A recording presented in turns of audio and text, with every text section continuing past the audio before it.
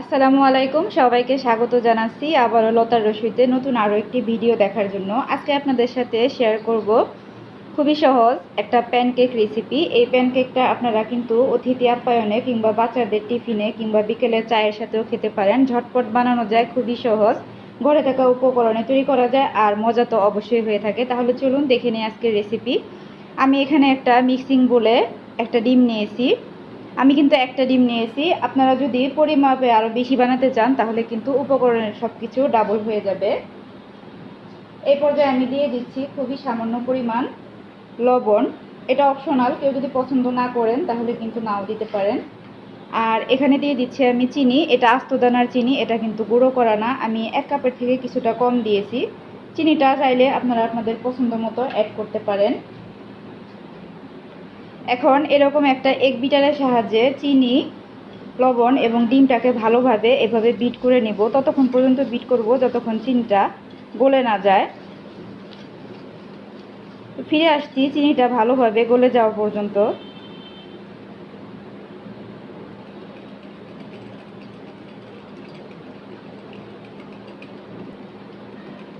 এই তো এটাকে কিন্তু আমি বিট করে নিয়েছি। চাইলে কিন্তু এটা আপনারা এই কাজটা কাঁটা চামচ দিয়েও করতে পারেন।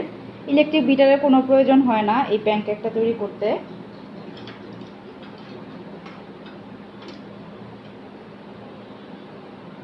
এখন এখানে অ্যাড করে দিব ভ্যানিলা এসেন্স।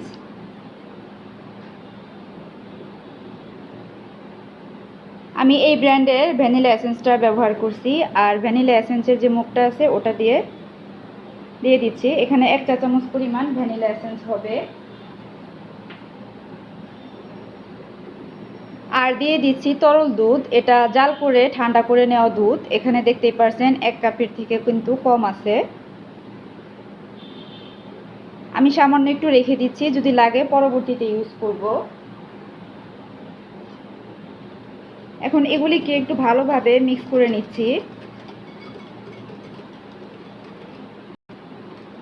মিক্স করে নেওয়ার পরে এখানে আমরা এখন অ্যাড করব সয়াবিন তেল।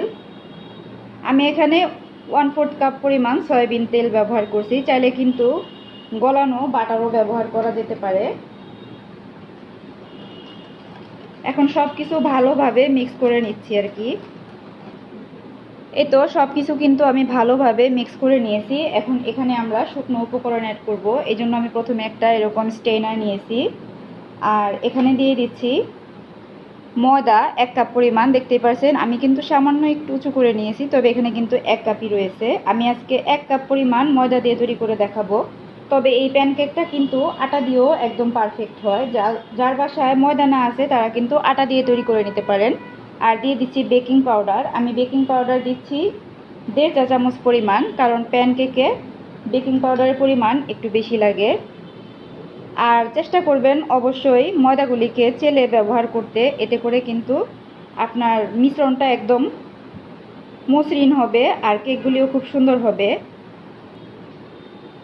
এখন আমি সেই এগ বিটার দিয়ে কিন্তু এটাকে আমি মিক্স করে নিব। এটাকে কিন্তু স্প্যাচুলা বা কোনো কিছু দিয়ে মিক্স করার দরকার নেই, সুন্দর করে মিক্স করে নিলেই হবে। আর আমি আজকের প্যানকেকের রেসিপির উপকরণ এবং পরিমাপ ডেসক্রিপশন বক্সে দিয়ে দিব, আপনি চেক করে নিতে পারেন।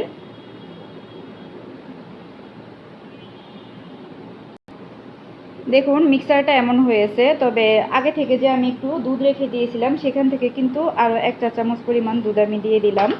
আমি এটাকে মিক্স করে আপনাদেরকে দেখাচ্ছি। আমাদের মিক্সারটা কিন্তু একদম রেডি, দেখতেই পারছেন এটা এরকম হবে এর ঘনত্বটা। তাহলে চলুন আমরা একদম চুলায় চলে যাই। আমি চুলায় প্যান বসিয়ে দিয়েছি। আর এই প্যানকেক ভাজার জন্য কিন্তু প্যানে কোনো রকম অয়েল ব্রাশ করা দরকার নাই। তাহলে চলুন আপনাদের সাথে নিয়ে আমি প্রথম প্যানকেকটা বানাই।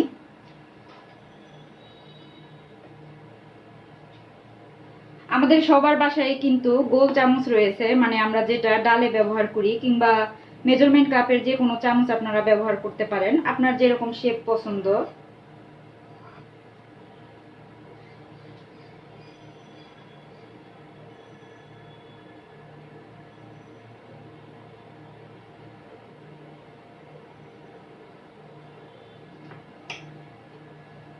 এটা দেওয়ার পরে কিন্তু ঢেকে দেওয়ার কোনো প্রয়োজন নেই, 1 মিনিট পরে এটাকে উল্টে দিতে হবে। আর এটা কিন্তু শেপ করে দেওয়ার কোনো দরকার নাই, এটা নিজে নিজেই কিন্তু শেপ হয়ে যাবে।